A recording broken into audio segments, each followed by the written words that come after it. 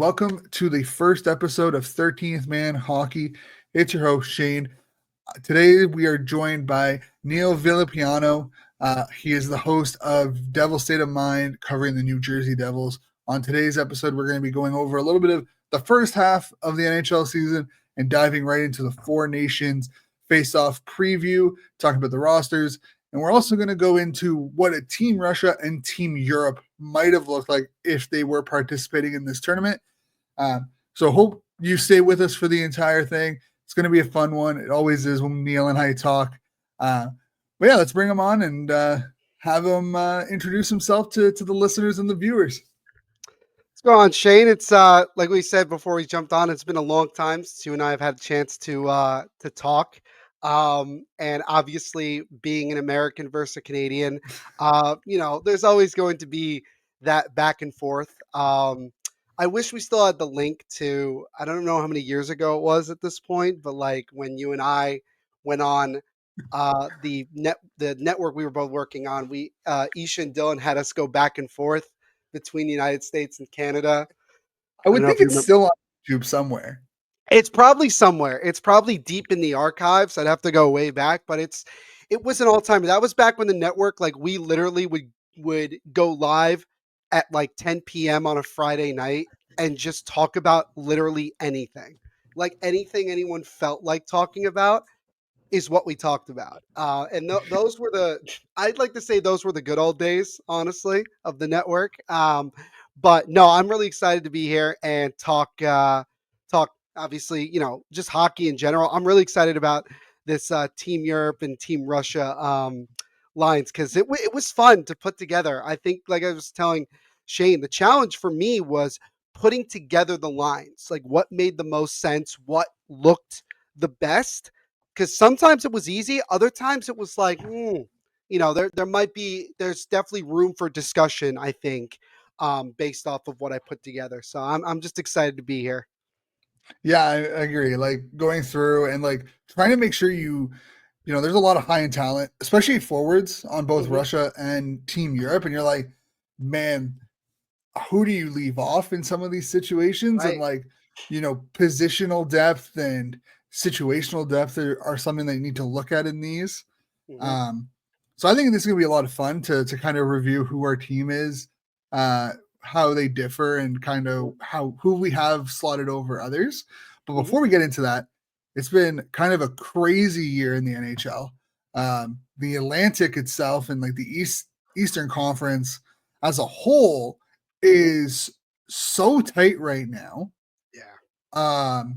You have Columbus, the Islanders, Boston, Tampa, Detroit, and Ottawa all kind of sitting between that 57 to 62. 5 points differentiates all of them. Ottawa's 2 points behind, or 4 points now behind Toronto for second in the Atlantic. Your New Jersey's 2 points behind Carolina for second in the Metro. Washington's running away with it with 77 points. The Eastern Conference is looking mightily strong and mightily tough. And then you go over to the West and you got your top teams and then you got your bottom teams, and the top teams are feeding on the bottom teams. You have more of what you expect of good teams and really bad teams in the West. Yeah, and I think the biggest surprise for bad teams this year are the Nashville Predators. I think we have to talk about the type of spending they did, and the results this year are just not. They don't match. They don't line up. Thank God for Nashville that the Blackhawks and Sharks are as bad as they are, because if they were not careful, the Predators could easily drop to the worst team in the league, like bar none, because it's really insane to think about, where we were on July 1st when the Predators got not just Steven Stamkos, but then came in at the last second to get Jonathan Marchessault. And you think you go from a Predators team that had an unreal end to last year, got into the playoffs, did as well as they probably could have against the Vancouver Canucks, obviously lost in dramatic fashion. And you build upon that to get it. You bring Yusei Saros back. You make the controversial trade with the San Jose Sharks to send Yaroslav Askarov to the Sharks. So you've clearly made it obvious Saros is your guy moving forward, which I get if you're trying to still compete. Totally understand that. And then, like I said, you get Stamkos, you get Marchessault, you bring in Brady Shea, you bring in probably one of the more underrated backups when he's healthy in Scott Wedgwood as the backup to Saros. And right from the first game, it collapsed. And all I could say about it is this. That is a clear indication that age has already caught up to the Nashville Predators. I mean, their main guys are not spring chickens here, people. And that No, not at all. includes guys that have been there. Philip Forsberg, Roman Yossi, guys like that. I mean, think about this, Shane. One of the more consistent forwards this year for the Nashville Predators is Gustav Nyquist, who is a huge trade deadline rumor right now. And that's a problem. And so now we're hearing a complete different, feeling that, oh, they're going to trade a bunch of guys at the deadline. So now we're going to rebuild after you've just given two albatross of contracts to Stamkos and Marchessault and Brady Shea as well. Like, okay, it's been bad. It's been bad. And interestingly enough, Shane, ironically, I will be in Nashville in about 2.5 weeks to see the Oh, Devils play nice. the Predators. Right, I think like the second game for both teams after the Four Nations Faceoff break. So I'm excited to go check them out, and hopefully the Devils can beat them because the Predators are bad people. They're very bad. Yeah, and like they're just like they're bad. Like you're not Chicago, you're not San Jose, who you have a serious, like, you know what's going on with them. Like, in a rebuild, they're in a real tool. Like, no one's Right. expecting either of those two teams to really take a step forward this year, Mm-hmm. but they're just bad defensively. Like, Saros hasn't been Saros, but their defense hasn't really been great either. Like, Shea hasn't been great, and Shea was known for his defensive style in Carolina. Yossi hasn't been overly good defensively. Like, no one has really been like a defensive steward this year. Mm-hmm. Um, Obviously, Marchessault and Stamkos are lower point projections, like especially Stamkos. I think Mm-hmm. he's projected to have his total point season and like lowest point production since his rookie year. So like Mm-hmm. that's massive for Nashville. But like I think like this is the other part with like Pulley being there. Trotz was there forever. Then you bring him back, make him GM. Yeah. Than it might like be. Like I don't know. I'm not sold on Andrew Burnett. I don't know if he's going to work well with this. I'm not sure how much of last year was more of a fluke. Mm-hmm. It's just everything went with him.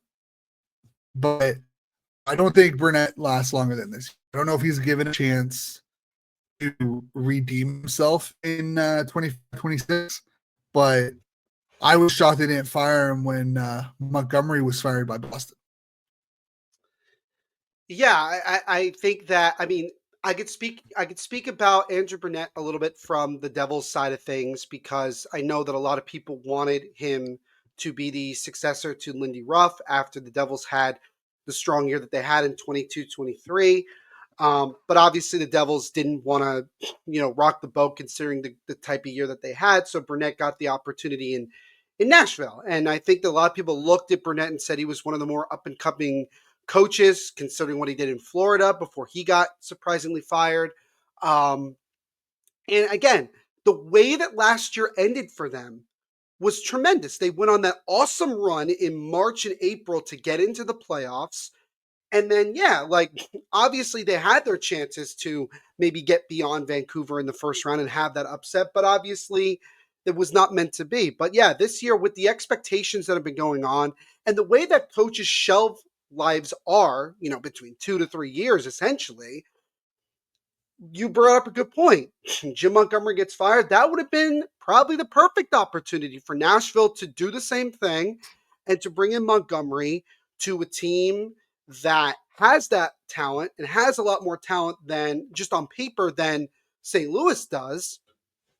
Um, and maybe he would have, had the success that he's had in St. Louis, but obviously we'll never know because the Predators decided to stay the course. Yeah, it's Barry Trotz has to rethink pretty much everything, like from this point forward. Like I think he has to be aggressive at the deadline in terms of moving guys. I think Ryan O'Reilly is going to be one of them. I mentioned Nyquist as well. I think you have to get young. And, here's something that's crazy, Shane. If the Predators were in the Eastern Conference, they would be in dead last in the Eastern Conference, 6 points behind the Buffalo Sabres. That is how bad the Predators have been this year up until this point. And they still haven't even reached 20 wins on the campaign. Yeah, it's funny you mentioned Buffalo because again, another team that I think everyone was expecting to take that next step, and they just can't do it. They brought back Lindy Ruff, and you can make an argument that that was the right choice or the bad choice, but their guys like you're relying on Ukko-Pekka Luukkonen, who great goalie, love his name, always have Who you when now he is was in hurt, by Sudbury. the way.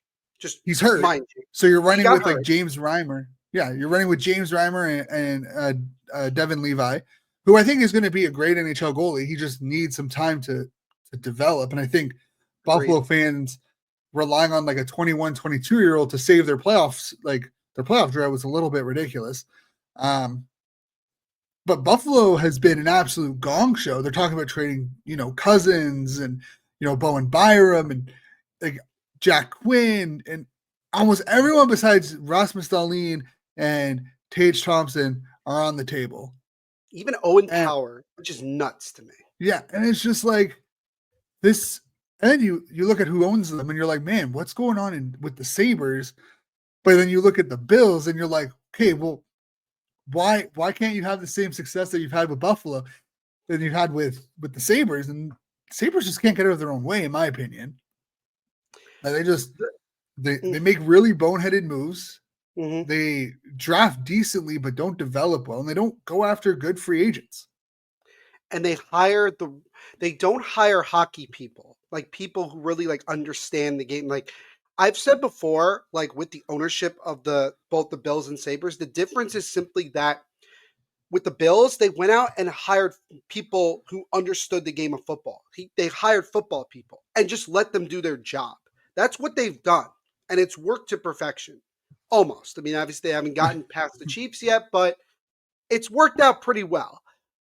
With the Sabres, the problem is that they keep hiring people that either come from an era that is not being played anymore, or they bring in guys who are way too analytical. That's my problem with Kevin Adams. He wasn't a GM prior to getting hired. He was hired at a really, really tough period where Jack Eichel wanted out because he wasn't allowed to get that surgery that, we look at it now and proved out to be the right move for him. And now you're in a situation where the Sabres have basically just not gotten any better. Have they gotten worse? It's tough to say considering where they've been the last couple of years. They've pretty much been where everybody has gotten used to seeing them be. And so, yeah, like I don't, they just make the wrong decision all the time. And a great example of the overall vibe of this, Shane, in the locker room is Tage Thompson gets hurt on a hit by Stefan Nason on Sunday. Call me biased or not, I don't feel that that was a dirty hit. It was an unfortunate situation that Tage Thompson and Nason were both put in. Nason tried to get the puck out. His elbow was already up, and he went right into Thompson. The issue is that nobody on the Sabres did anything about it. They just stood there and were dumbfounded. Then they have a players meeting before the game last night against the Blue Jackets and decide, you know what? Let's just have almost a full-on line brawl to start the game. What did the Blue Jackets do? Like, why are you taking it out on them? Like, I don't get it. Like, and yeah, you ended up winning the game, which is fine.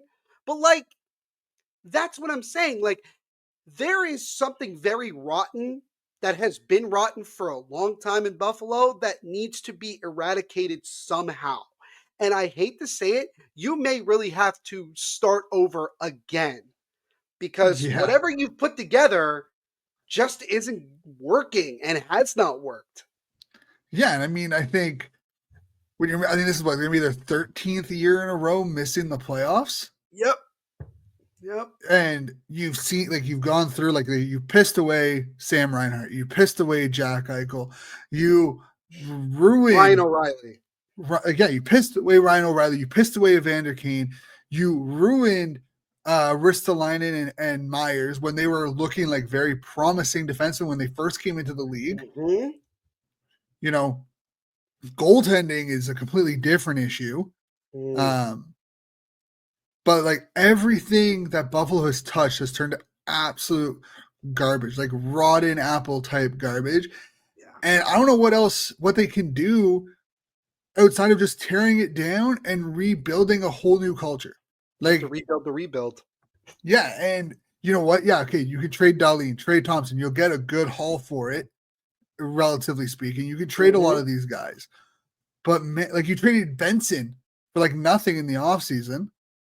And I don't know. I feel like Buffalo just can never get out of their own way. And whenever they're supposed to take, like, they'll take a step forward and they'll take 5 steps back every time.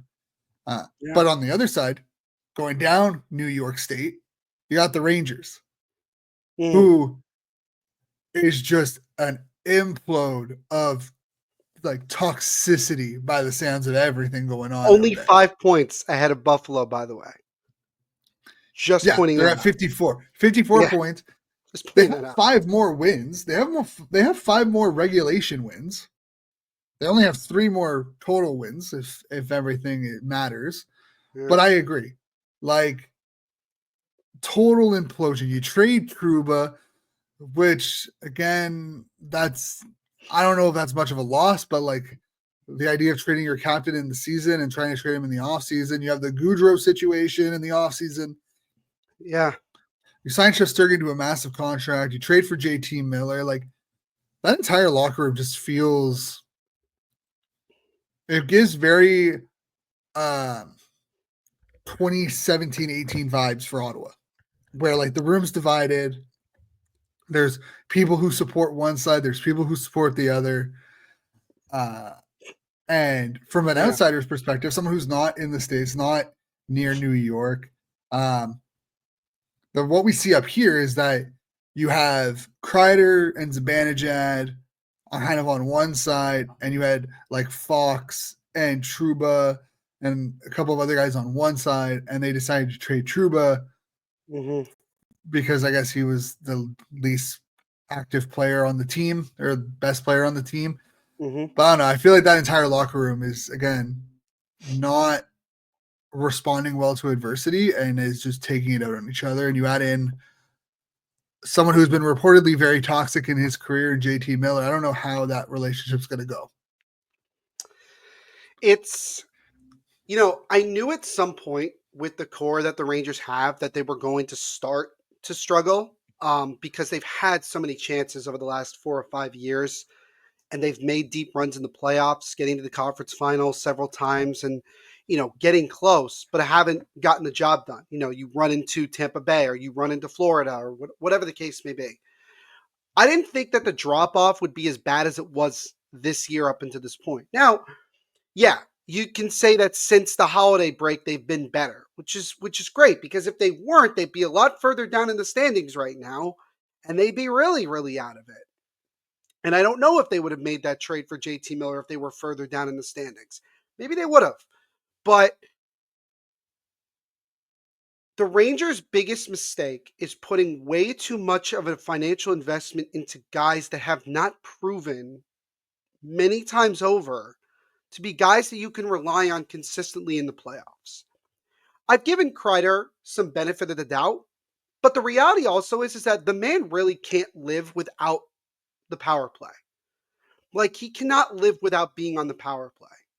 If he doesn't have that, he's just not producing at this level, which is a whole argument that I have as to why is he on the U.S. Four Nations team and not Tage Thompson or Cole Caulfield. We'll have that discussion right after in about 20 or so minutes. We'll start having those that's discussions. what I'm saying. Like, why is this happening? Right. So that's one thing. Mika Zibanejad, I used to think he was a very underrated player. Now I am on the level of I think he's a very overrated player because he disappears way too often.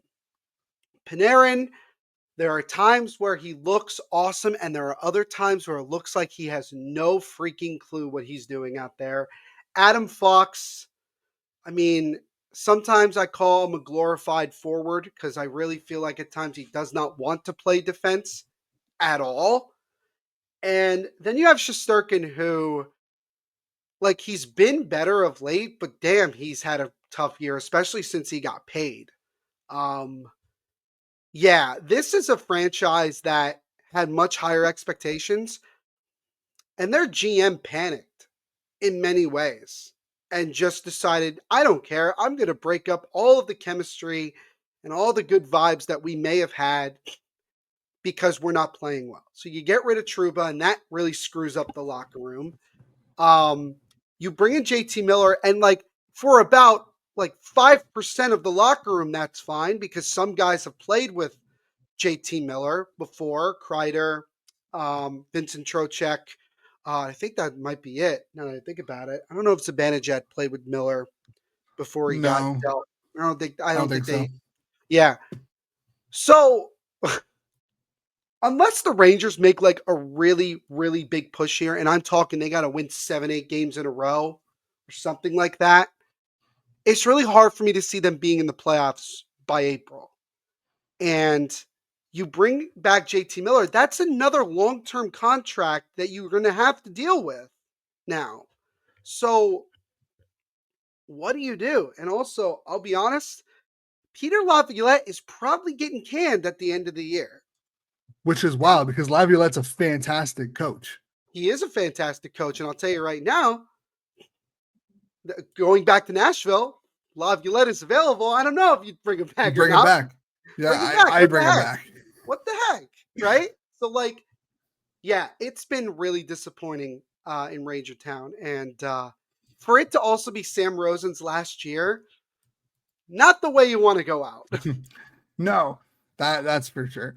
But I think honestly, like you look at it, and I think a lot of people were expecting some sort of decline based off the ages of the players. But this has been like an atomic blowout from New York.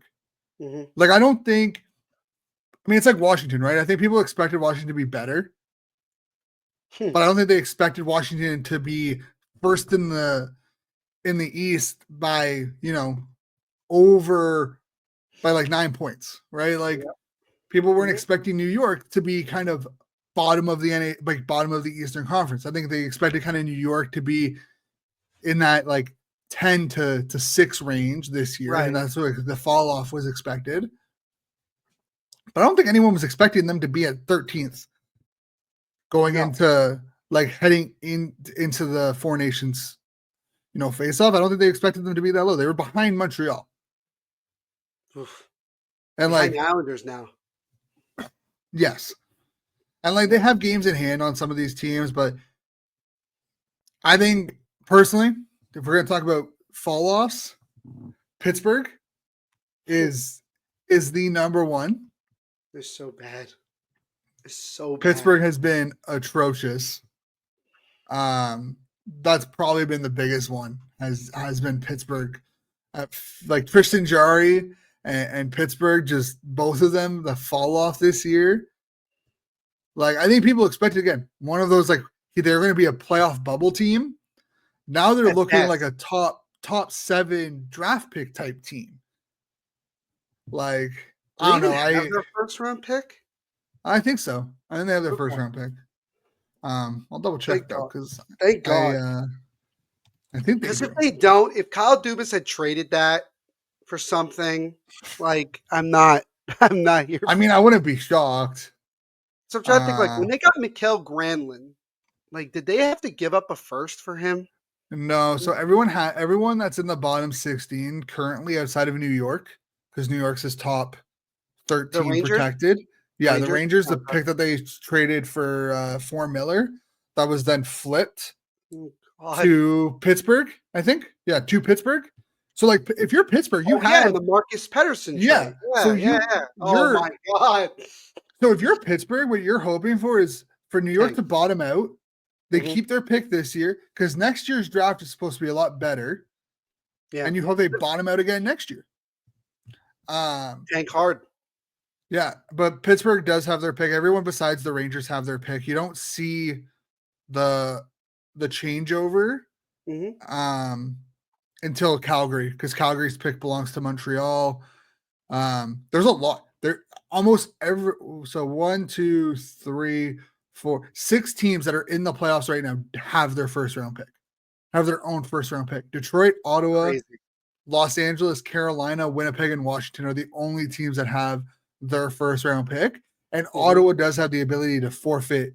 If they make the playoffs and they do a run, they Yeah, may forfeit this year's first round pick might as well. because of the whole Dadonov situation. Calgary has two. They have New Jersey's and Florida's first round pick this year. They have 3, Col- I believe. I believe they have 3, if I remember no, correctly. they traded their own to Montreal. Right. What trade was that for? What was that trade? I'm Montreal? I'm trying to think, like, in my head. What did they trade for? So we have to do, like, a trade tree here. I will find out because I think I want to say it was like the Monahan or Might have been.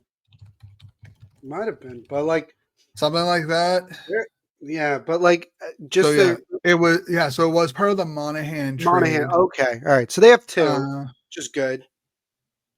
Oh, and Calgary's living like Calgary this year is in Fat City, right? Because like they may very well make the playoffs with the way that they've been playing this year. And well, yeah, like they may end up with 2 middle round picks, depending on where New Jersey ends up at the end of the year.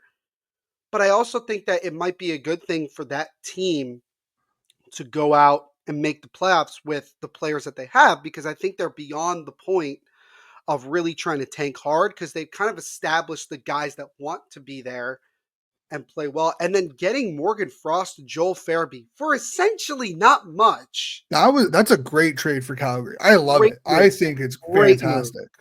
I don't know Um, what Philadelphia is hoping to gain from getting Kuzmenko. Um, I think it's I don't, Mishkov. I think it's the amount of Russians they already have. I think bringing Kuzmenko in, being that veteran guy for some of their younger Russians, he's played well with them before. I think that's kind of but their also remember, expectation. Kuzmenko is known to also not try as hard all the time, and that may not go well with Torts. Tortorella. So, Hey, I like, mean, if I'm just saying. Kuzmenko wants to stay in the NHL, this is a make or break for him. And he's played well. He's played better the last like week, 2 weeks before he got dealt. So at least this is a good opportunity for him from this point forward to really showcase himself to the Flyers and to the league that he could still be a productive player. And who knows? Who knows? Maybe he gets dealt at the deadline. There's still so much time before we get to the trade deadline that things could change. Yeah, I mean, I agree. I think the deadline should be earlier. I hate how late the deadline is. I think it should always be in February. Um, I agree, but but especially with a break coming up. And like you think about next year, right? We have the Olympic break if we're going to be playing in the Olympics. Same should thing, be should be before the Olympics or after the Olympics, in my right? opinion. It should be Because like then for a lot the of week players before. and teams, you don't have to think about that anymore. You don't have to think Yeah, about that like during the break, like, oh yeah, this is still coming up. Like, yeah, yeah. It's just like exams after reading week, right? right. You go on to reading Exactly. week, you have exams right after, so you're spending reading week like actually studying versus just enjoying the time away from school. It's the No, same type of situation. Just do it yeah, before. it's so Just annoying. do it like the week before the like take your 3 weeks, but like do it the Tuesday or Wednesday before that break. 100%. 100%. And I mean, I think you would also see teams being willing to give up a little bit more because they'd have a little bit longer, right? If there's You have more 30 odd time. games It's not left. as stressful. You're not up against the clock. That's why you look at the deals that have happened, like especially with Carolina getting Miko Rantanen and Taylor Hall. There was time there. You Yeah, could clearly tell this was thought out. Like when you looked at the whole trade, you're like, this was thought out. Maybe not from Chicago's standpoint, but like in general, this was thought out. I'm really curious on what Taylor Hall's like actual value was, because I don't think they Fourth make that round pick. trade if teams are offering like a third without salary retention, right? Well, I know that Frank Saravalli said that he was worth between a second and a fourth. But how So my much is that guess is, salary retention? yeah, and that's the thing. I think that the Blackhawks really realized that teams were not in the position, even with retention in some degree, to make a deal. And I think the Hurricanes probably gave the Blackhawks essentially probably the best deal that they could have, because I don't know how many teams would have still tried to go get him, if he's still there at the deadline. Yeah, and I That's mean, the I problem. think they're also saving money by retaining Rantanen over Hall, like Yeah. actual dollars. I think they're saving more. They want to have the money to go get Rantanen. I mean, the goal for them, I think, is to try to get someone like Rantanen in the offseason. Marner. Oh, Well, Jesus Christ. we'll have a whole free agency I'd like show. to We'll see have you Marner back play on. with Bedard. I'd like to see that, actually. Hey man, the way he's playing, he could easily fetch like 14, 15 million dollars, especially with the cap going up. Like 100%. no doubt about it. Yeah. But I don't know. I think the trade deadline should be in February. Should be the first week of February. It should always Yeah. be the first week of February. Give teams, 20 or 30 to 35 games instead of the 20 to 25 they Yeah. usually get with these rentals. Look at Especially the if you are NBA. going to. NBA Yeah. is a good example. NBA trade deadline is tomorrow. Literally Yeah, tomorrow. well, let's be honest. There's not the smartest people working in the NBA, especially if you're a team in Dallas. Oh, That's God. Oh, God. Did you have a chance to see people being like, explain Luka Doncic to the Lakers in hockey terms? It was hilarious. Like the yeah, some of examples. those responses were hilarious. Someone said like, "Oh, Jack Hughes to the Rangers." I'm like, all right, that's not. I No, get it'd where be you're like coming, but that's more ridiculous. no, it'd be Jack Hughes to like Montreal or LA or Chicago for like it'd be like Jack Hughes to LA Josh for Anze Anderson. Kopitar. Yeah. I would say Because okay. like That's actually no. I could see that. No. That you that took that it, one makes yeah yeah, you look at age and like where they're at, like yeah yeah, it'd be Jack yeah. Hughes for Anze Kop like on Anze Kopitar or like a Drew Doughty. Like Oh, there's so much wrong with oh this trade. Like it doesn't make sense right now for LA because I think like that's stupid. just you bring a ball dominant guard to play with LeBron who's also ball dominant. Like, Yeah. but from a Dallas standpoint, that is horrendous. At least the Stars Like made a good move. Not that that's you get Mikhail, true you get Mikhail Granlund and Cody Ceci. I think I think that was a good for move. a I late still first. Yeah, and I think that they'll end up getting another defenseman, from what I heard. I just don't, especially with Heiskanen out for a period of time. So they got as everybody has said to me the last month. Thank God for the Four Nations break. Thank God. Yeah, Like holy smoke! Imagine we didn't have this break, right? Imagine we didn't have this long break, and all these injuries were happening. It'd be a lot worse for a lot of teams. might see some more desperation moves coming out of, especially out of the East, right? A lot more out of the East than the West. Like I think you have teams like Ottawa, Columbus, Montreal, some of those teams that have taken a big step this year, especially Columbus. I think no one expected this out Columbus of is Columbus, the biggest positive surprise. Yeah, like given what happened in August. hope they make the playoffs. I really do. Yeah, strictly for that. I'd like to see both Ottawa. I'd like to see Ottawa and Columbus be the wild card teams.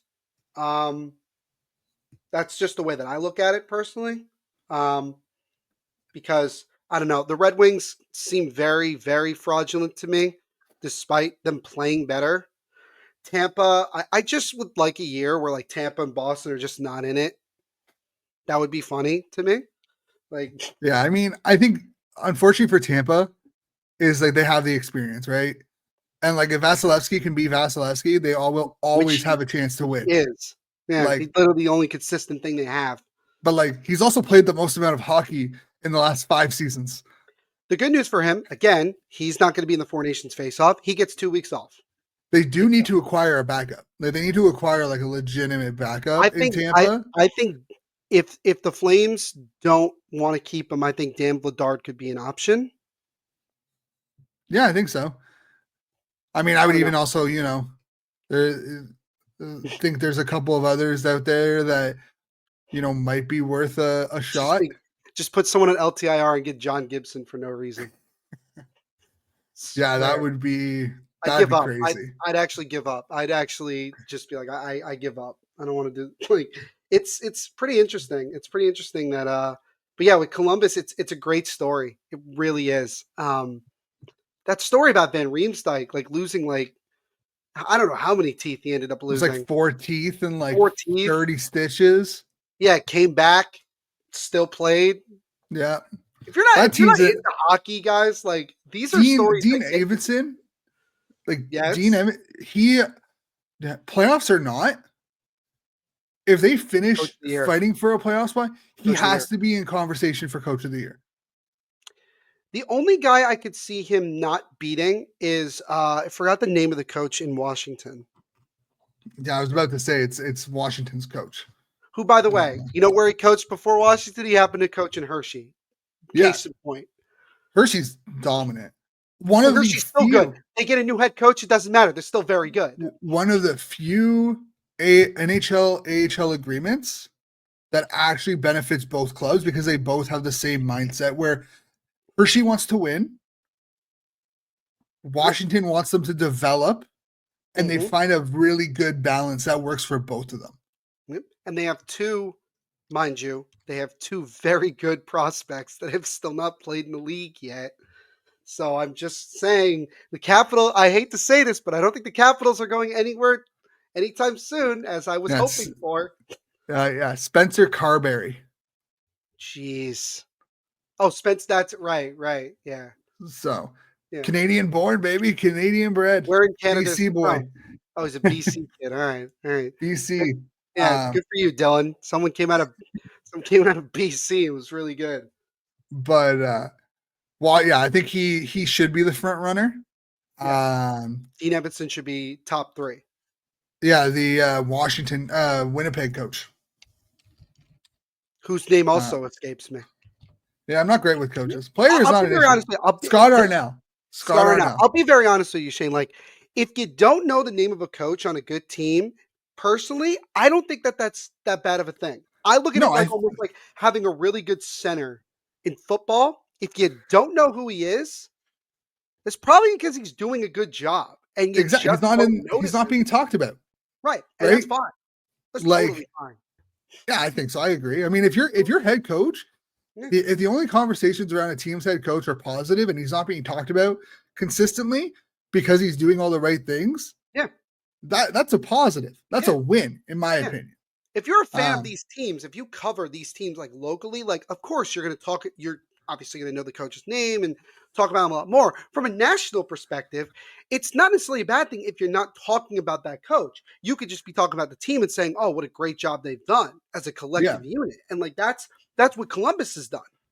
And like, yeah, Dean Evason, a little bit more known. You know, you look at what his time in Minnesota and everything. But Dean Evason has always been a pretty decent coach. It's not like he came out of nowhere here.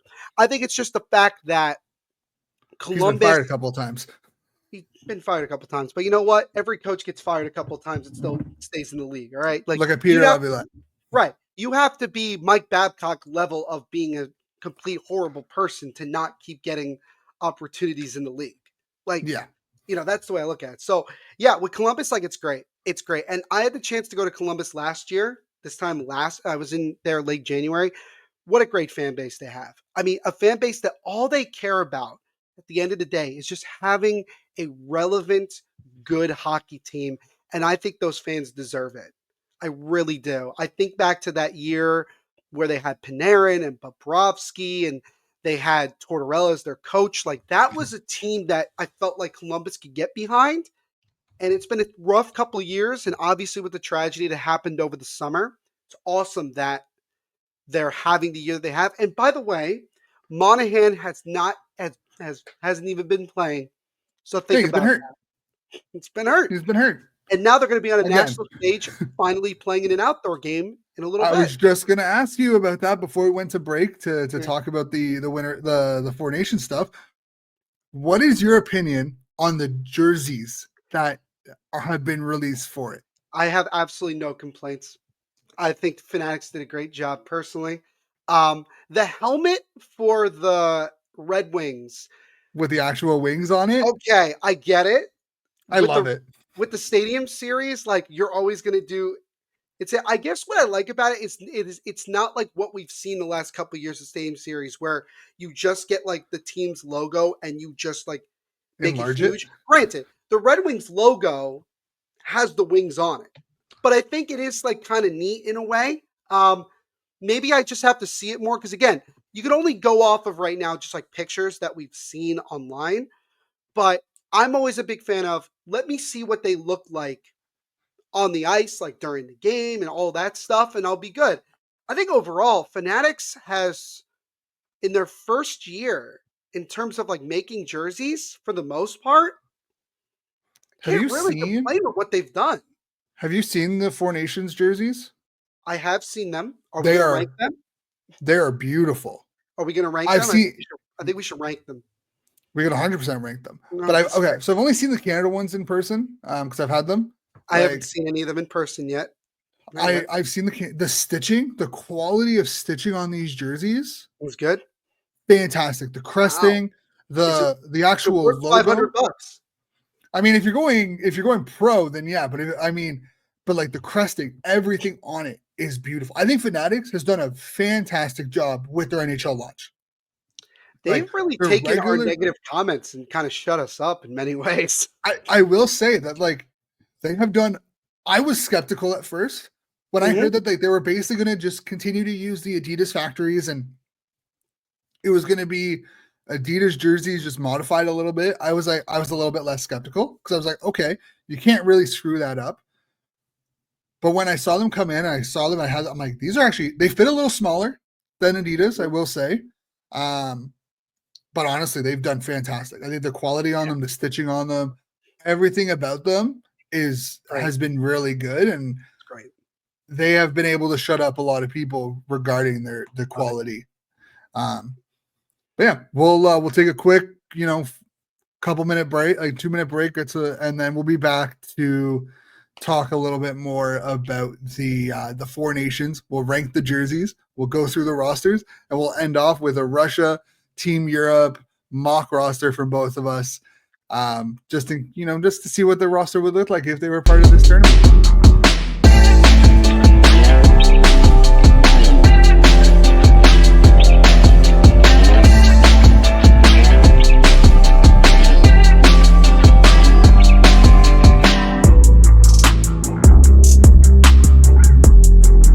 All right, we're back and we'll jump right into it with the Four Nations. I'm excited for it as much as I hate international competition in season because of the risk that Mhm. happens for injuries and whatnot. Last thing we want to see is like a McDavid or Matthews get hurt. I think it's great for the game. It's great for the fans. It's great for the league. So we'll jump into it. We talked before the break about ranking the jerseys. I think we should lead off with that. Um, Mhm. jump into the rosters and Mhm. then jump into Russia, Europe Yeah. teams. So I'm gonna start off with you on what's your 1 through 4, So you want me to go 1 to 4 or 4 to 1? 4 to 1, whatever, whichever way you All want right. to go. So I'll go 1 to 4. So number 1 for me is Canada. Like I've talked to several people in the network that are, born and raised in Canada. Maybe it's because like they've just seen this type of jersey many times that like they're not as thrilled.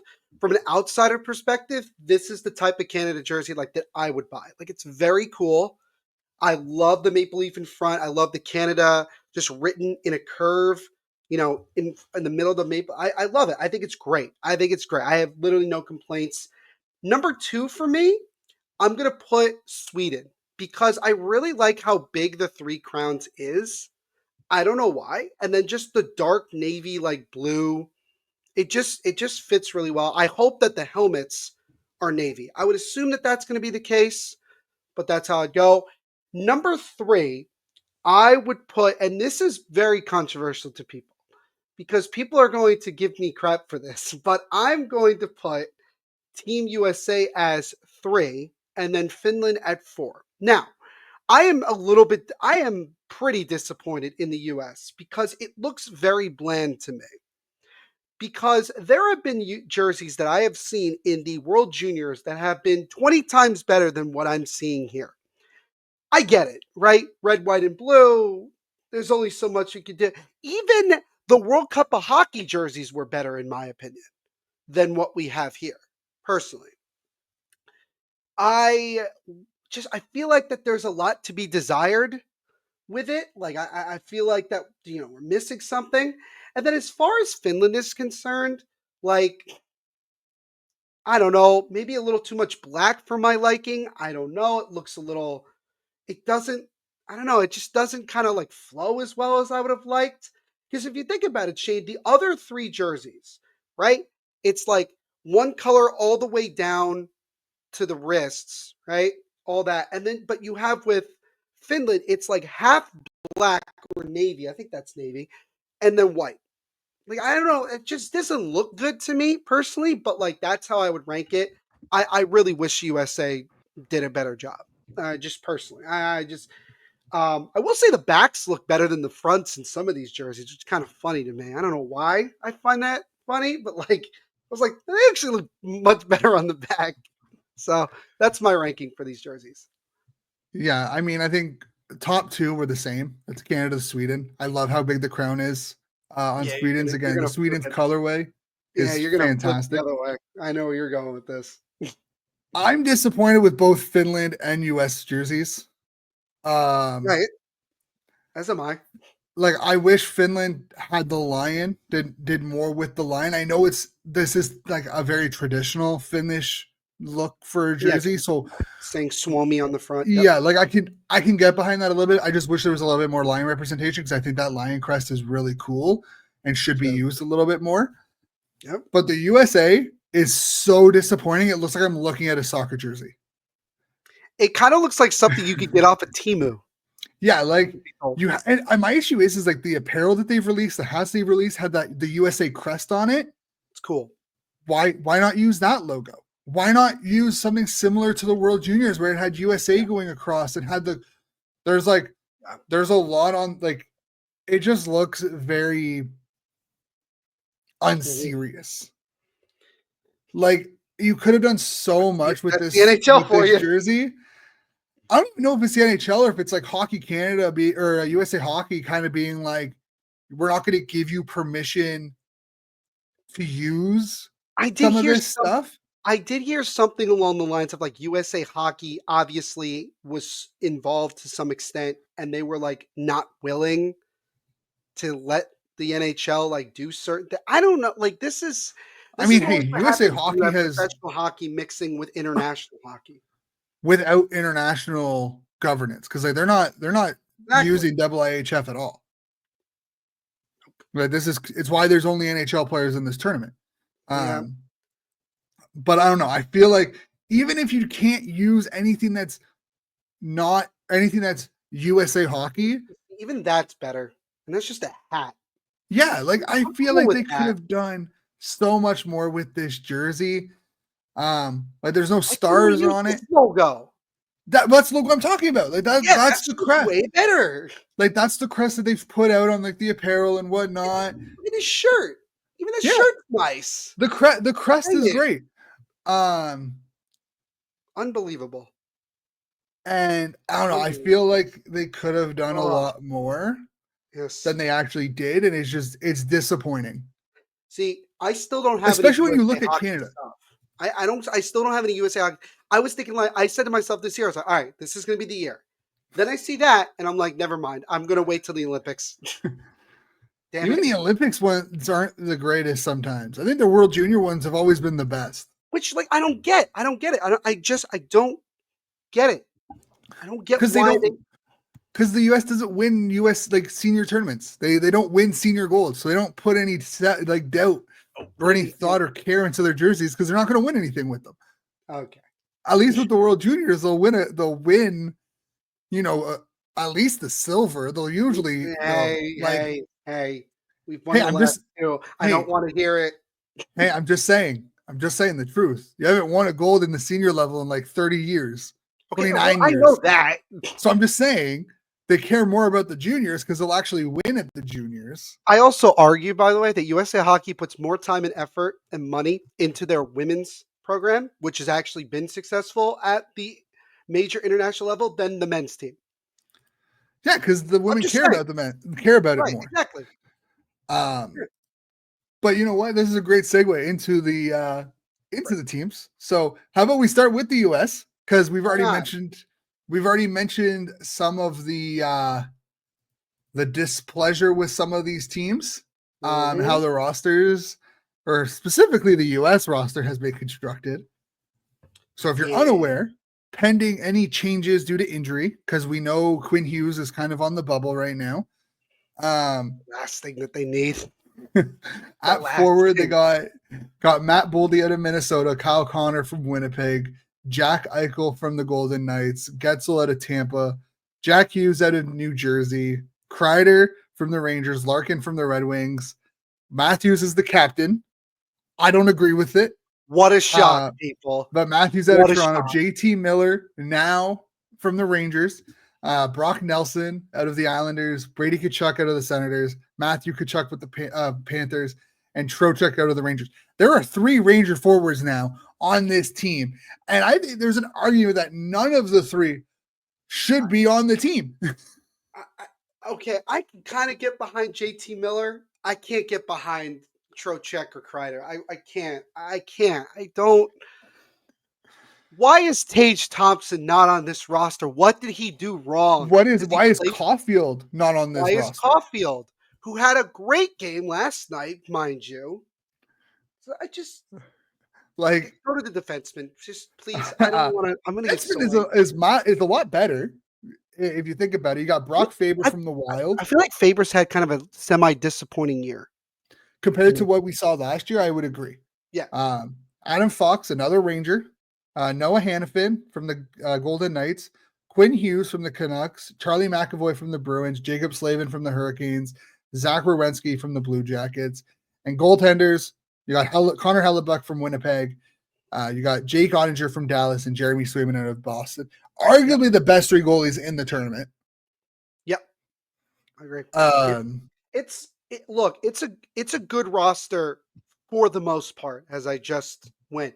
As far as defensemen are concerned, I'm very much okay with it. I don't really have an issue with anything I'm seeing.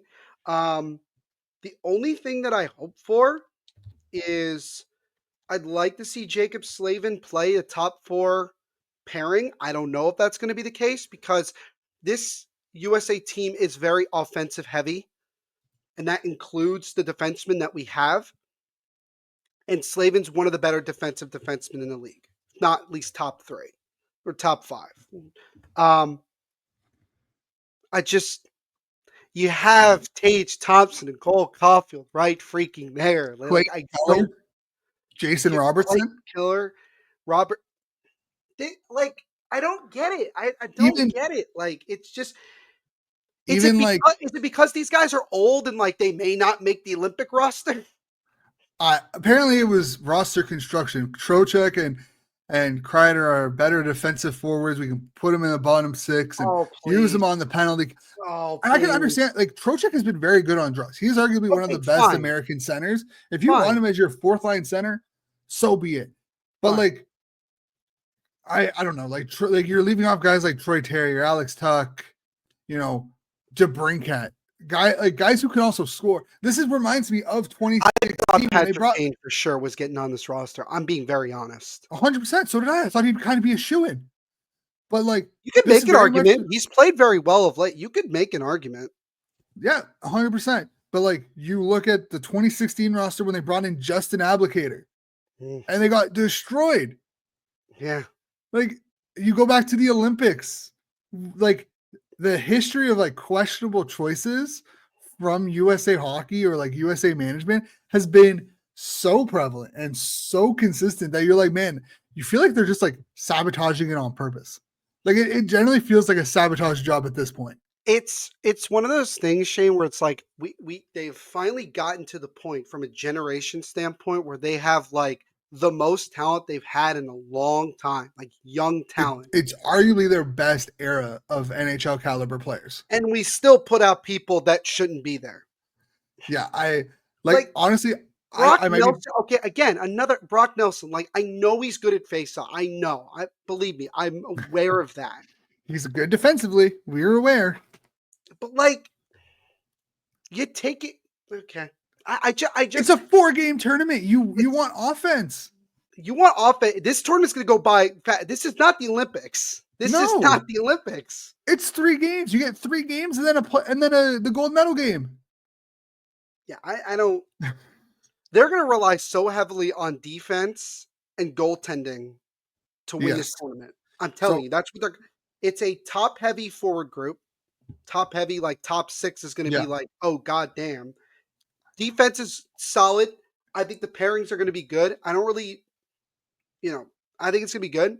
And goaltending, I mean, hell, even if Swayman's in net for a game, I'm not going to be upset about it. Yeah. I mean, I think you look at the fact that like, I'll just straight up say it.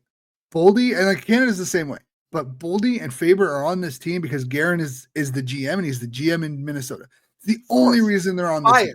Of course. And it's the only reason why I think Brock Nelson is on the team because Bill Guerin is an Islander. He's a former Islander. And I But how does that sound explain all of the Rangers that are on this roster? He loves them because they remind him of him. I don't know. Chris Drury is an assistant GM. That's true. That is Just true. pointing that out. Like I'm just that exactly another like. And I'll tell you this, Shane. If somebody on this Team USA roster gets hurt, I'll tell you right now, on the defensive side, I guarantee you, because Tom Fitzgerald is another assistant GM, I guarantee you 1,000% that Luke Hughes will be one of the first people called. It should be like honestly, I will say this might sound biased as a Sens fan, but the fact that Sanderson did not make it over someone like Faber is wild to me. And I'm glad that Sanderson put up 4 points against the Wild in a 6-0 game. Yeah. And it could be a marketing thing too, truth be told. Maybe. I'm just saying, maybe I would imagine that more hockey fans who are not like super diehards probably know who Brock Faber is over Jake Sanderson. That's not a knock on Jake Sanderson. No, it's an American thing, right? He plays in Minnesota. It's an American that plays on an American team, whereas you have an American player playing in Ottawa. Yeah. Like, I don't know. I just the Wild I look at that and I'm just like, man, the homerism is wild on this team. Yeah. So that's that roster. We'll do Canada next, and then we'll do the European. We'll do the Swedish and Finnish. Yeah. And then we'll out forward. We got Sam Bennett from the Panthers, Anthony Cirelli, and Braden Point from the Tampa Bay Lightning. You got Sidney Crosby from the Penguins, Brandon Hagel from the Tampa Bay Lightning, Seth Jarvis from the Hurricanes, Konechny from the Flyers, Nathan McKinnon from the Avalanche, Brad Marchand from the Bruins, Mitch Marner from the Maple Leafs, Connor McDavid from the Edmonton Oilers, Sam Reinhart from the Panthers, and Mark Stone from the Golden Knights. And I will say it, and I will agree with it. The only reason why there's 3 Tampa Bay Lightning players is because John Cooper's the coach.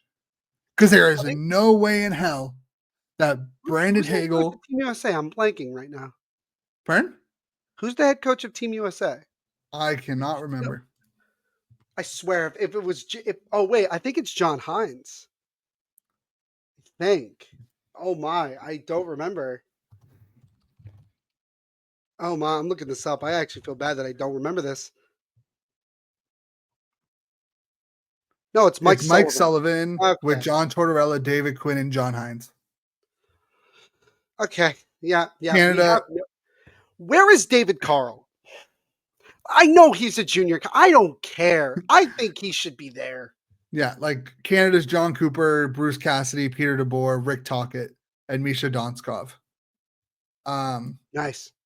But I will say the fact that there's 3 Lightning players, arguably neither Hagel or Cirelli deserve to be on this team.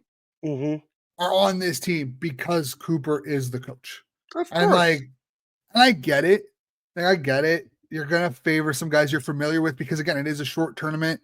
I get it, but they should not be on this team. Yeah. Defenseman, you got Kale McCarr to Colorado, Josh Morrissey with Winnipeg, Colton Parayko to St. Louis, Alex Pietrangelo was named, but he's no longer going to be. He withdrew from the tournament. I don't believe they've announced his replacement quite yet. It's expected to be Doughty, which is another issue. I think they said All of his problem. I think the deadline is the 8th, I believe, think for so. them to make the choice. And I think it's going to end up being Doughty, which is really which is a joke.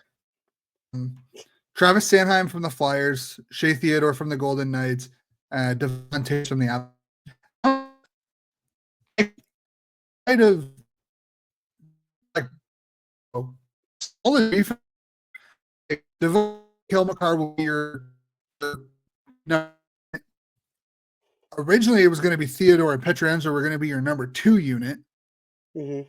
And then you probably have like Morrissey and Sanheim kind of as your number 3 with Parayko as your extra. Mm-hmm. Just based off the fact that like 4 of those guys, like Theodore and Pietrangelo are a unit in Vegas and Taves and McCarr are a unit in Colorado. Mm-hmm. And then Jordan Binnington in St. Louis, Aiden Hill from Vegas, and Sam Montembeault out of Montreal. I have such problems with the goalies. The goalies, oh my. Why isn't Logan Thompson on this roster? Over Aiden Hill? You're telling me Aiden Hill deserves to be on this roster more than Logan Thompson or Sam Montembeault? Recency bias.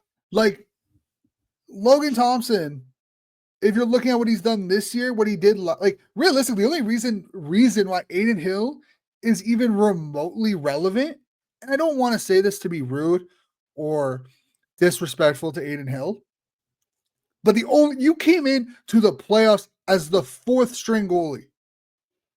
You had Brossoit.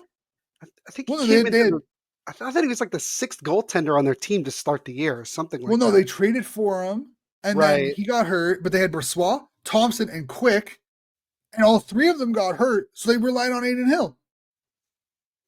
Don't get me wrong, he took advantage of the situation, and good on him. But there's no reason why Aiden Hill should be on this team, in my opinion. I can understand Binnington, but I don't know. Maybe I'm just crazy, but I think Logan Thompson should be over Aiden Hill or Sam Montembeault easily. And honestly, screw it. Joey DeCourt should just get his passport, and he could be the starter on this team. Like, he should just do it. Say screw it. You're not going to play for USA anytime soon. No way you're playing for USA. No offense, Joey. You're a great goalie. You're not surpassing Hellebuck. You're not surpassing Ottinger or Swayman right now. Yeah, that's true. That is very true. I'll tell you this. I, for the most part, like really like the forward group because I feel like it's kind of balanced. I do agree with you that Hagel and Cirelli is like pushing it in terms of like, do they really deserve to be there? Do they not? This is why I think you should have non-NHL coaches be guys who are in charge of this because you don't want that bias, as hard as it might be. I am really curious to see. You think most likely Marner's going to be on the line with McDavid? Do you think that'll end up being? I think your top line is most likely going to be Marchand, Crosby, and McKinnon. I think that's kind of what everyone's expecting. McKinnon with McDavid, is that too much speed for one line? I think you're going with the Atlantic connection. I think that's why they train together in the season. Like, I think fair enough. In terms of like, fair enough. Connectivity. No, I'm with you. But like the Sam Reinhart, right? Would you put Reinhart with McDavid? I would do Reinhart, McDavid, and Marner would be my second line personally. Here, I'll say this: we talk about the defense. Here's a couple of guys that I just will throw out to you that I think should get in over Doughty. Biased or not, I think Dougie Hamilton, 100%. Evan Bouchard is there. there was Yeah. another name that came up. Someone Uyghur. mentioned Kenzie Uyghur. He's had a really good year in Calgary. Like the man just got back. Talking about your dad, the man just got back. Yes, like a couple days ago. Like I just I don't. Chikrin. Chikrin's been playing great hockey. Man, talk about a trade that worked out for both teams. I have not seen a trade work out this well for both teams in years. Where both like Washington and Ottawa have benefited from the trade. Yep. I mean, I think maybe the LA Washington trade with Kemper and Pierre-Luc Dubois is pretty close too. Yep. But yeah, I mean, going into I was gonna say, did you want to do Sweden or Finland next? We'll do Finland. All right, we'll do a little bit more to talk about with Finland, considering the recent trade with Carolina and Colorado.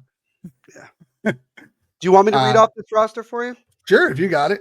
Sure. So for Finland, we have Sebastian Aho from the Hurricanes, Joel Armia, Montreal, Barkov, Florida, Mikael Granlund, now with the Dallas Stars, Eric Halla, Devils. He just got back. We'll see if he'll still play.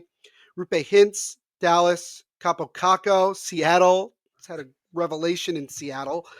Patrick Laine, Montreal, Lehkonen, Colorado, Lundell, Florida, Luosterainen, Florida, Mikko Rantanen, now a Carolina Hurricane, Teuvo Teravainen, Blackhawks. So that's the forward group.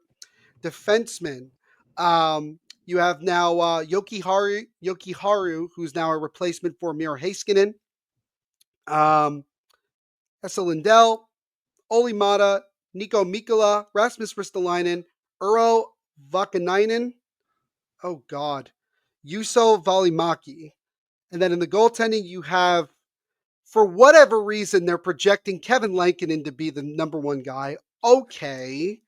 Ukko-Pekka Luukkonen, probably no longer going to be available because he's hurt. And Jussi Saros. This isn't really that good of a team, if I'm being honest. I don't know. They do have some really good forwards. But yeah, I mean, this is going to be a competitive team, but like the goaltending, if you're really going to make Kevin Lankinen your starter, I have issues with that.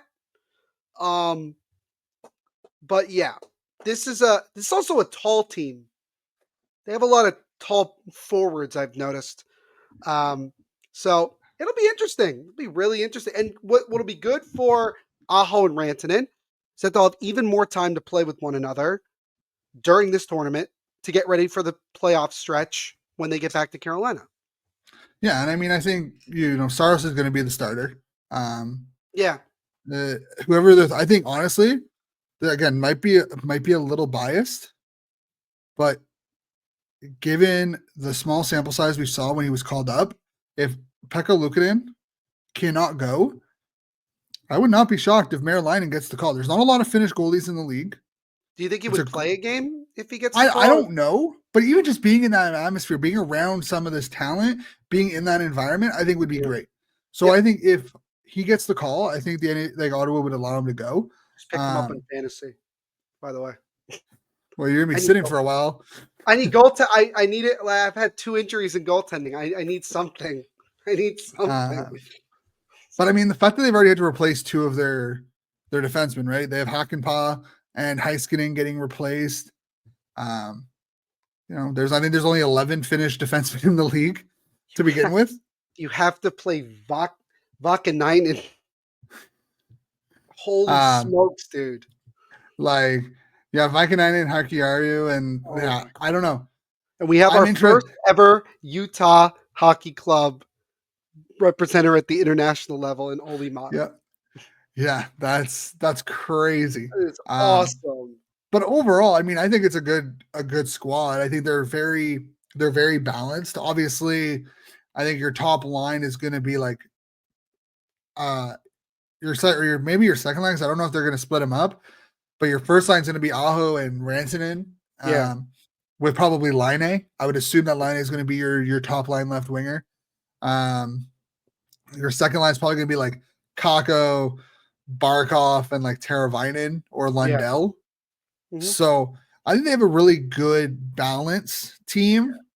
but I don't know. I don't think they're gonna. I think they're gonna win one game. I don't think they're gonna be Yeah, a threat. Unfortunately, I think they'll win. I think they'll have an upset win, but I think that's about as far as it's going to go.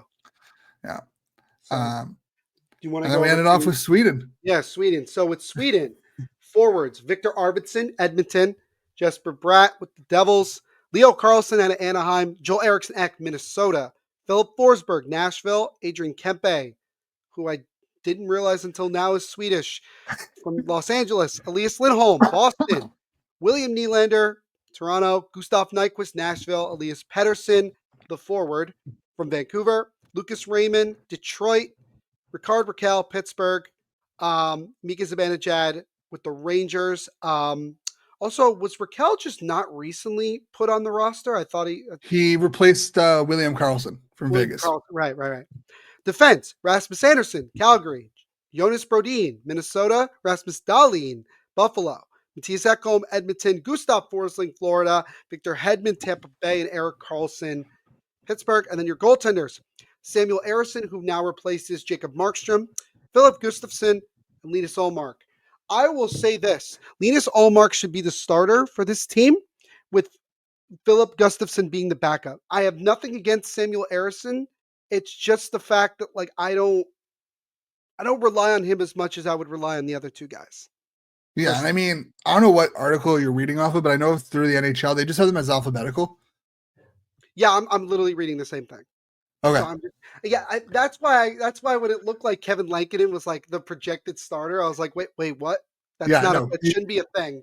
No. They're just going. They're just going Okay. alphabetical. Because So with both Canada and US, it looked legit. I was like, yeah, okay, because the I can guys get were behind like, that. yeah, because unfortunately for the starters, they're actually in alphabetical order for those two Yeah, they're countries. actually in, which is crazy. They should make the lines that way. Just make it alphabetical order. I feel like that would be Oh, sweet hilarious. Jesus. That would piss off so many people. Mm-hmm. um, Austin Matthews a but I flip one. agree. Allmark and Gustafson should be the starter. Arison should be the third string. I don't know if you play him or if he's just going to experience it, like just like the Olympics, right? I think it's an You, experience thing. yeah. Most of Yeah. these, like some of the seventh and the 13th, the seventh defenseman, the 13th forward, and the third goalie probably aren't going to play a lot. Um, Yeah. I am kind of intrigued about who the defensive pairings are going to be Mm, because, like, are you going to put Hedman and Carlson together? Or is that too slow? Right? Is that too like? Are they too old to be together? Are you going to want like someone with a little bit fresher legs? You know, yeah. who does Darlene play with? Who does Anderson like? What's going to be paired up with who?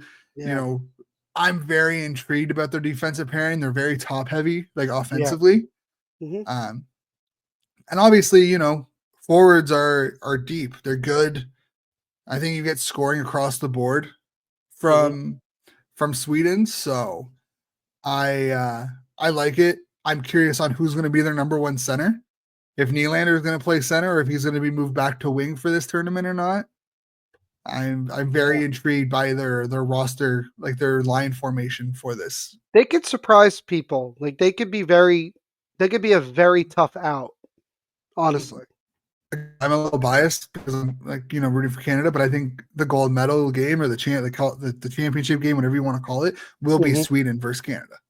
See, that's what I was leaning towards as well, because I think USA, I just think that the pressure of playing in their backyard, essentially, I don't know. I don't have as much faith as I want to have, because these games, it's like it's always about game of inches, and like this is a very experienced like Swedish team, Yeah. very experienced. And Um, again, it's a physical back line, by the way. If you make the correct pairings, like I would like to see Rasmus Dahlin with Eric Carlson, just from a balance of that, and I'd like to see Rasmus Anderson with Hedman, yeah. personally. And for some of these guys, this year and next year might be the last time they're able to represent their country Mm-hmm. at an international level, Yeah, right? Like you look at the ages of Hedman and Carlson, even going up like William Carlson and Philip Forsberg, sure. they may not have a lot more international competitions available to them. Mm-hmm.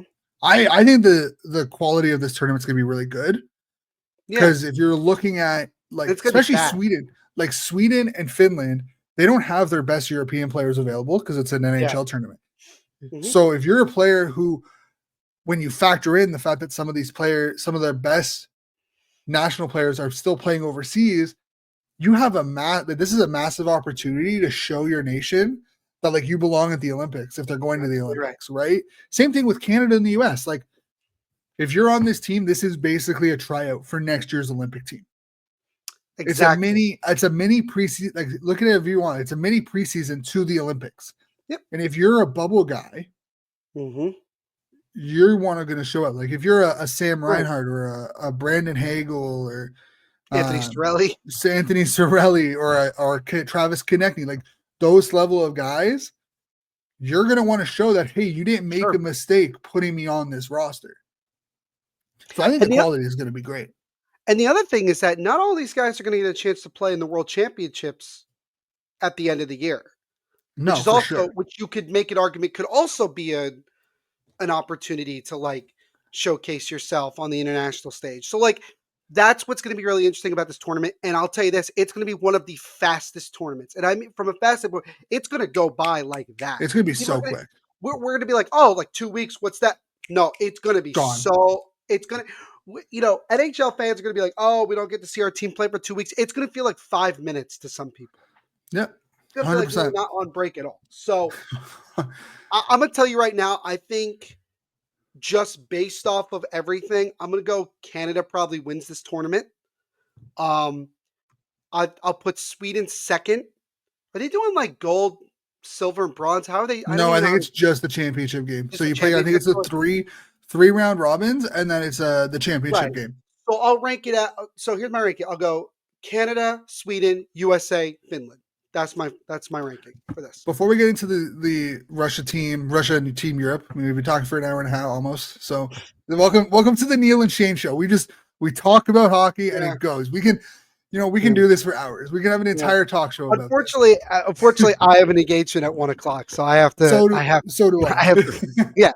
I have to get. We have to get this last segment going. They are doing a 3-2-1 point format. And they're expanding. They're doing a 10-minute 3-on-3 overtime during the round robin. Thank God. I'm hoping that this is them maybe tiptoeing into it. Where next year or the year after maybe we'll do a 3-2-1 format and a 10-minute overtime 3-on-3. I'm hoping. I could be completely wrong. I might be wrong, but I'm hoping that they're taking this as like we're actually gonna change our format when the next CBA comes up, and this is what we're gonna do. Oh, you mean when we get a lockout in the next CBA? I hope not. I can't do that. With the way the salary cap's going up projectedly the next 3 years, I think we are going to get a lockout, unfortunately.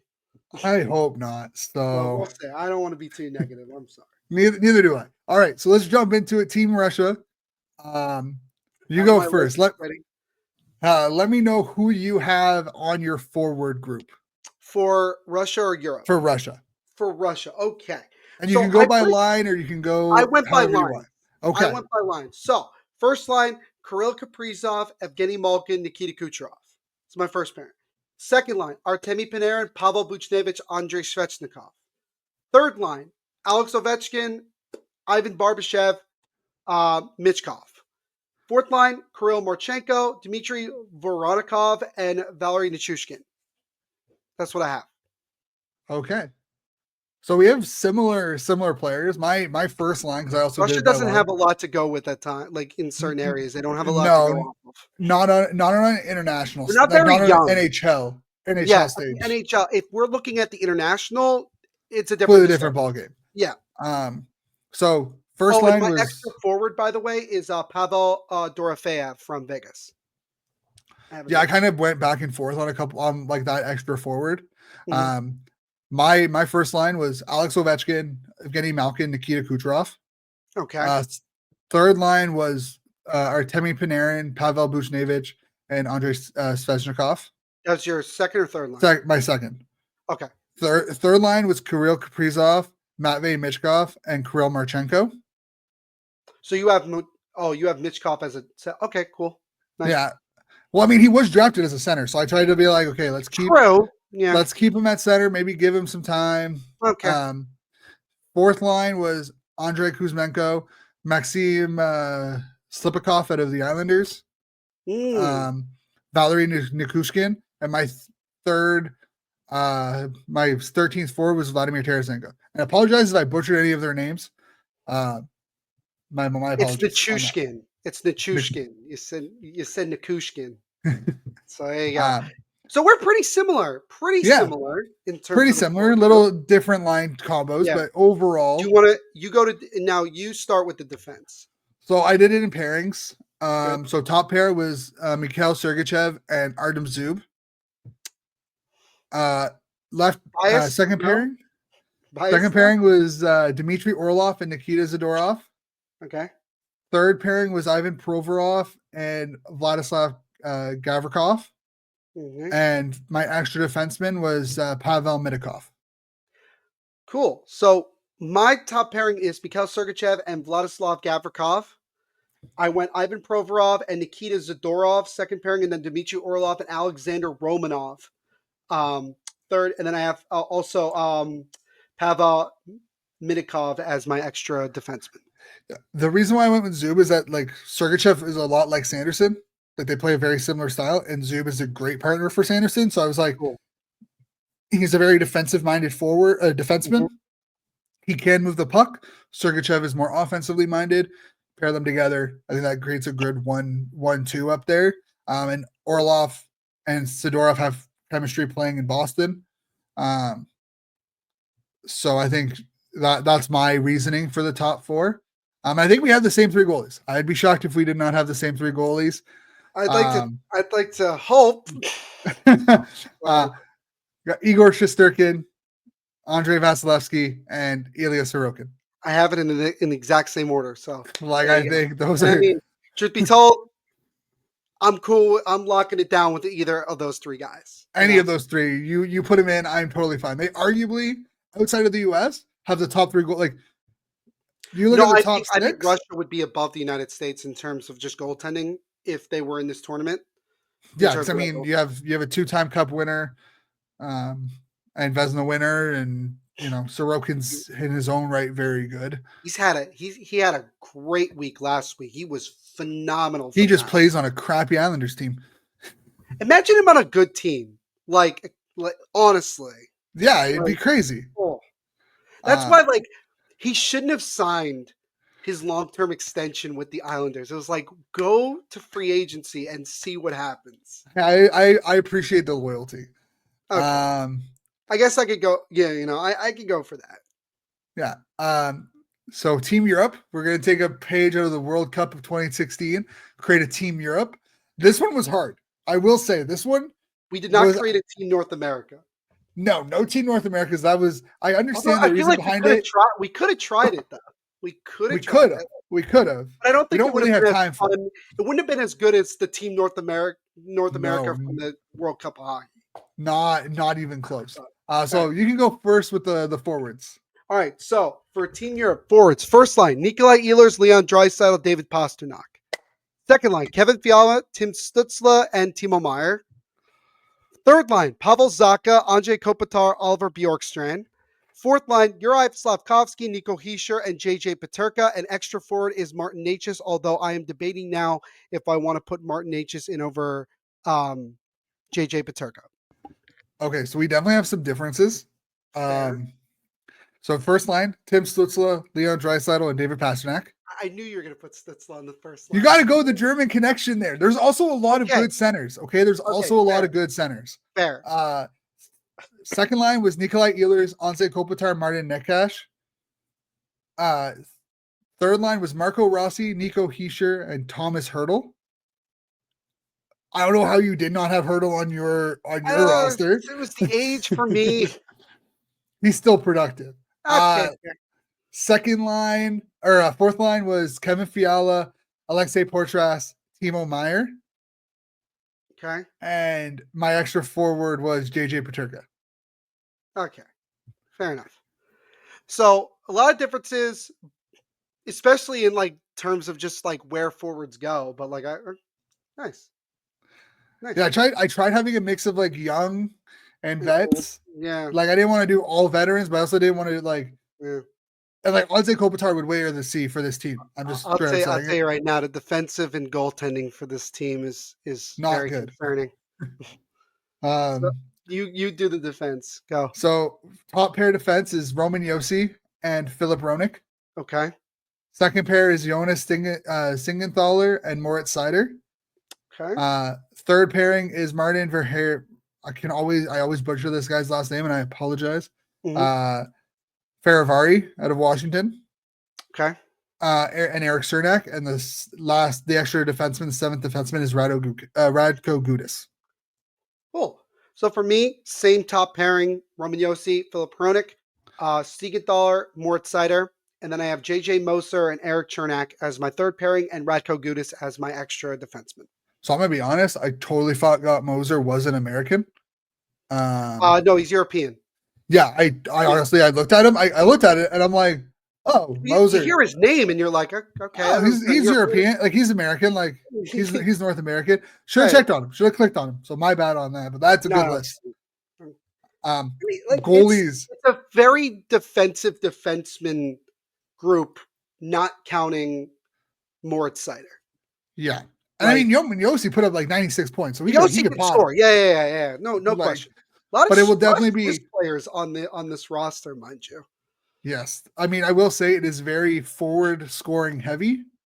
They would rely heavily on their scoring, like their forwards to score. Top six heavy. Yeah, I look at it, very top six heavy. Yep. Goalies. Oh God, and not a lot to choose from. No, slim pickings. I have Lucas Dostal, Karel Valmelka, and Peter Mrazek. Were my three goals for Team Europe. I only had Mrazek on mine. So I have Freddie Anderson, Peter Mrazek, and Elvis Merzlikins. It's my three goaltenders. I always forget that Merzlikins isn't Russian. No, he's Latvian. Yeah, I always forget that he's not Russian. Yeah. And honestly, I was thinking of Anderson, but he just came back from injury. I know. And I was just like, man, Dostal has played so well in Anaheim. He has. Like, I agree. Yeah. Just like, I will say that like when you look at it, there's only like 5 or 6 guys that like you probably would take and you can justify for any of those to be on the team. And even still, like the goaltending doesn't wow you either. It's like it's decent. It's not going to blow you away, and all these guys are bound to give up soft goals. Yeah. I it's very interesting with Team Europe. Very interesting. I agree. A very fun exercise, that's for sure. It is fun. Yeah, it was a lot of fun, like putting it together, because I'm currently dealing with a little bit of a flu right now, unfortunately. So like trying to write this while like not dying was interesting. It was long. It was a long like thinking about like all this stuff, and even watching some games last night. I was like, wonder if this guy should be in it. And I'm like, no, let's not do that. Let's not do. Let's not try to overcomplicate it, right? No, I don't want to do what some of these other countries have done and done this recency biased garbage. Well, exactly. Like it's just like, but at the same time, you have to take recency into account at the same time, because like if someone's having a bad year and someone's having a good year, right? It's such a delicate, like there's a very delicate balance on it. There is, for sure. Like, for sure. I know we sit here and complain about some of the decisions these GMs have made, but again, there's a delicate balance to it. That is easier for some things than they are for others. That's for sure. By the way, the score just made Logan Thompson like a top 5, the number 2 ranking on the Vezina list behind Connor Hellebuck. Because he should be. Just thought I'd mention that. He like his numbers in Washington. If it wasn't for Connor Hellebuck, he would be the runaway favorite to win the Vezina. Well, like I said before, Markstrom got hurt. If Connor Hellebuck wasn't playing as well as he's playing, Markstrom would be up there for a higher debate. Like honestly, I think there's an argument that there's been like 4 or 5 goalies. Vasilevsky, you could put in that discussion. Allmark, sure. If he's not hurt, there's like 5 or 6 goalies now that like have had really good years, but Hellebuck is just there. Like he's just that guy. Even Lindgren has done well as the Yeah. backup in Washington. Like And you can make Dustin an Wolf, argument that he hasn't really like he's not a true backup either. Like he's a 1-2. and that's a problem for the rest of the rest of the Yeah. league. And then Dustin Wolf's having a really good rookie year in Calgary. You can make an argument that he's rookie of the year. As long as Sabrina, Like, I hate to say, as long as Celebrini exists and is scoring, he's gonna win it. oh, Unfortunately, I think he will. But I think you can make an argument that like given what Dustin Wolf has done in Calgary and where Calgary sits in the standings and I agree. his own personal numbers, Dustin Wolf should be at least a finalist for the Calder. He'll be a finalist. I just don't know if he'll win it overall. Now, again, I don't know. Dustin Wolf, he might lead the Flames to the playoffs here when they He weren't might, supposed and to get there. So I think that should be taken into consideration. 100%. We'll definitely have to have a conversation about this later. So now that we did our 4 rankings, right? For like how we think this is going to finish. Let's add Russia and Europe into the mix. Now we have 6. Where are you ranking it now? So my top 2 will be Canada, Sweden. I think they're the best overall. I'm with you right there. Yep. I think Europe finished last. Unfortunately, I know at the World Cup of Hockey they banned it and they did pretty well for their situation, but in this one I think they finished last. I think Finland would finish 3rd, and then it's Russia and then US. Because I think US doesn't have the scoring. They are way too top heavy. Yeah. They would rely too heavily on like Matthews and Kachuk. Yeah. And like there's a lot of top heavy scoring in that group. I think Russia has the ability to spread their offense through all 4 lines. Sure. And I think that's the difference between those 2 teams is the depth of offense. I would go Canada, Sweden, Russia, US, Finland. Who am I missing? Why am I missing? Team Europe. Yep, Team Europe, and that's it. Yep, I got it. Yeah, I think team. I was thinking we had 7 teams, and I'm like, wait, who are the 2 I'm missing? No team North America this year. No, that's. Do you know how hard that would be? Forget what we've done the other. I tried doing it. I'm like, I wonder what a U23 team would look like. And I was like going through the players of under 23. I'm like, I can't do this. You can do like the first 6 forwards and be like, oh yeah, this is easy. And then you get like further. You start looking at who's available and you're like, who am I taking over him? Who am I taking over? How can I justify not having this player on the team, but I can have this player on the team? Like, then you have to start thinking about, are there AHL players that need to be on this roster? And like, what about, could you make an argument that like someone who deserves to be on this team is playing in NCAA or in junior? That could be on the NHL run thing. This is not an international thing. If this was an international thing, it would be a lot different. But if they are under NHL contract, could they play? Because remember, Matthews was able to play. I would argue that yes. That's where I would be like, yeah. Are there guys in the in the CHL that are under NHL contract that might deserve a spot? Maybe not. Probably not. But if there's slim pickings, then why not? Could you make an argument that like a Ginla or Yakimchuk could be on an under 23 roster? Right? Like. Would you put Cutter? You would put Cutter Gauthier in a North American team, would you? Not right now, no. Not right now, no. Not on the top of my head, no. All right, Jamie Drysdale? Probably not. Probably not. Like, you see what I'm saying? Like, I've just named you 2 different NHL players. Like, I don't know. And that's the thing. Is that like Mason McTavish for sure, 100%. I think he would be on there. Right, Connor Bedard, no question. The man is going to be there. Yeah, Connor Bedard. Does Matty Beniers? What about what about Celebrini? Or Celebrini? Higgins. Does Higgins? Well, Higgins is not an NHL player. Brant Clark. There's so many. By the way, it's like what about the Hughes? What about Luke Hughes? I think Luke Hughes would probably be on that. But do you take him or are you not are these under 23 players available to their international teams? Like, Could an under 23 make a Team Canada or Team USA? And then you mentioned like what if a guy from like the CHL? Can you imagine like he comes over and he has to play against the big boys of the NHL and he hasn't even played pro hockey yet? Yeah. So definitely some very interesting The conversations. goaltending. Where is the goaltending coming from? Dustin Wolf right there. Dustin Wolf, and then who else?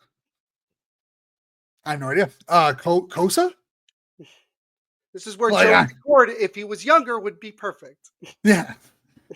Man, you look back at that 2016, that team in North America, 2016, it's just full of all-stars.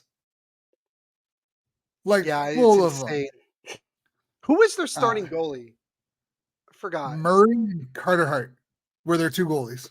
Were their two big goalies at the time. And let's see. Carter Hart is probably going to jail. And Matt Murray is in the AHL right now. Yeah. So, like, oh my God. Like, that was a fun team. But you look at who their forwards were. You had McDavid and Matthews on the same team. Marner, like Matthew Tkachuk. Like, those guys were all on that team. Wasn't like Johnny Gaudreau on that team too? Yeah. He was still pretty young at that time. Pretty sure Nathan McKinnon was on the team because he was like 22. God. Like, you go, like, wild. But anyways, they just had the ugliest road uniform ever. But their home jersey was pretty sick. Yeah, and then they decided we're going to go gray. Like, but the black, gray, and orange actually went kind of hard on their home jersey. Oh, no, the black one was phenomenal. But the white one I even liked the Team Europe one. I actually even liked it. Like, I was, like, totally cool with it. It was interesting. I liked the fact that it had their nation's flag on the shoulder. That was a really nice gesture by them. So, like, yeah, it's hard. It ain't in this day and age in the NHL. It's not easy. Definitely not. I would hate to be the GM for that team. I would be a horrible experience being the GM on that team.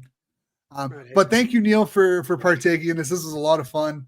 Likewise. Thank you, and hope to have you on again. Probably playoff time and whatnot. Where can people find you, and where can they listen to you? So yeah, again, Shane, thank you so much for having me on. It was great to chat it up like old times. We gotta get Bayou Benders on an episode, all three of us together, and bring back the 2020 podcasting trio and ask him how to pronounce Tyler Sagan's name for like the umpteenth time. But yeah, you can check out my podcast, The Devil State of Mind podcast, covering the New Jersey Devils, on Twitter at Devil State, Instagram at Devil State of Mind, and also over on Facebook. Go subscribe to us on YouTube. We just reached over 100 subscribers on YouTube. Also, you can check it out. Thank you so much, Shane. You can check us out also on Apple, Spotify, literally everywhere you listen to podcasts. We get new episodes that come out every week. And you can check us out there. You also just check out just all the stuff. I also write for Pucks and Pitchforks through Fansided, covering the New Jersey Devils as well. I try to write weekly articles over there, and that's where you can check out all the stuff that I do. Also, check me out on TikTok at just Neil Villapiano, like it's spelled here on this channel. But Shane, thank you so much for having me on, man, and I look forward to chatting with you again in the very near future. Yeah, again, maybe appreciate a little closer when the CFL comes around a little bit more. We can talk some. We can get you on. We can get you on there, no problem. Talk about my Argos, the defending. Those Argos. Again. Oh yeah, it's awesome. Janarian Grant just got re-signed. It's a good. At Arbuckle's back. Oh baby, we are bringing it back, people.